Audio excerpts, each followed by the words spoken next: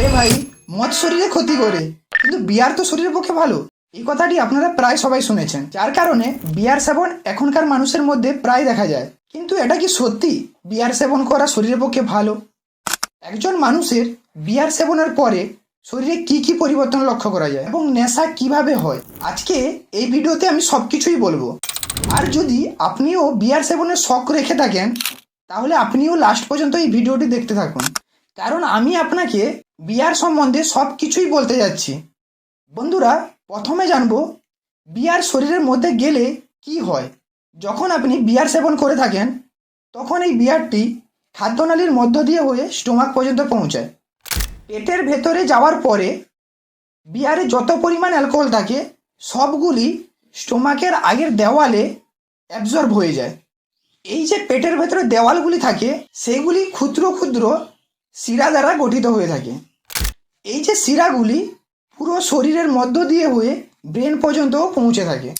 আর যখন এই অ্যালকোহলগুলি পুরো শরীরের মধ্য দিয়ে হয়ে ব্রেনে পৌঁছায়, তখন ব্রেনকে একটি ঝটকা দেয়। এর ফলে ব্রেন থেকে ডোপামিন নামক এক ধরনের হরমোন নির্গত হয়।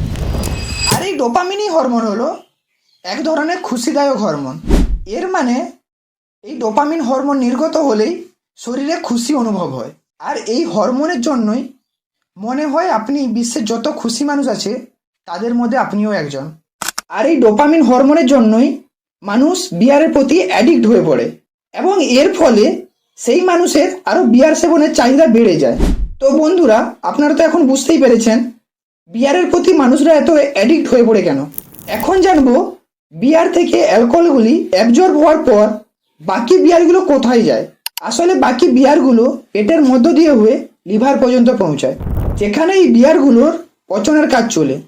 পচনের পর বাকি অংশগুলো মূত্রনালীর মধ্য দিয়ে হয়ে দেহের বাইরে বের হয়ে যায়। এইভাবেই বিয়ার সেবনের কাজ চলতে থাকে। কিন্তু আমাদের এই লিভার একটি গুরুত্বপূর্ণ কাজ করে থাকে।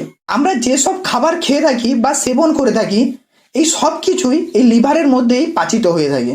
আর যেসব অপাচিত বস্তুগুলি থেকে যায়, সেইগুলি মূত্রনালীর মধ্য দিয়ে হয়ে দেহের বাইরে বেরিয়ে যায়।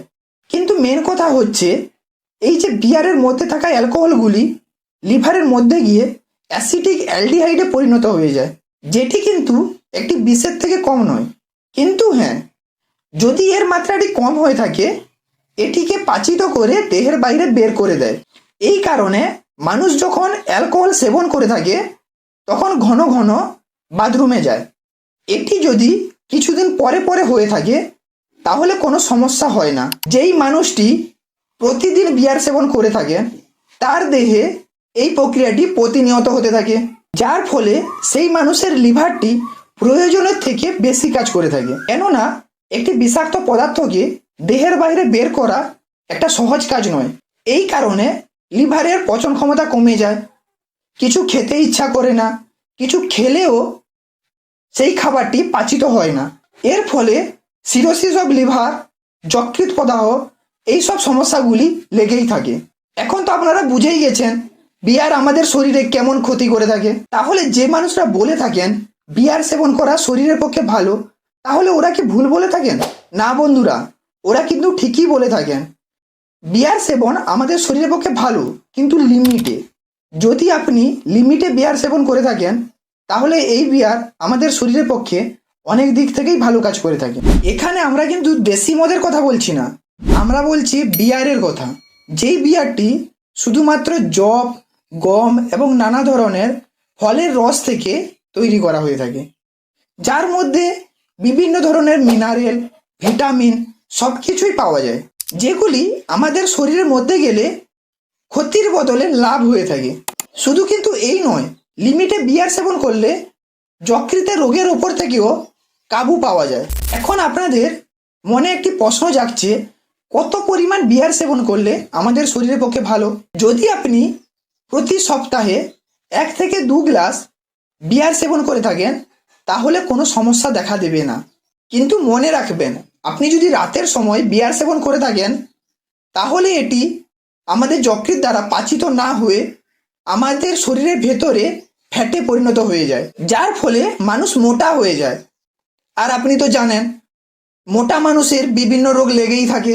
আর আপনি যদি বিয়ার সেবন করে থাকেন, তাহলে সাবধান, কারণ আপনি বিয়ার সেবনের সঙ্গে সঙ্গে বিভিন্ন রোগকে আপনার শরীরের মধ্যে নিয়ে আসছেন। তাই সুস্থ থাকুন, ভালো থাকুন, আর চেষ্টা করুন অ্যালকোহল থেকে দূরে থাকার। আর যদি ভিডিওটি ভালো লেগে থাকে তাহলে আপনারা আপনাদের মাতাল বন্ধুদের এই ভিডিওটি শেয়ার করে দিন।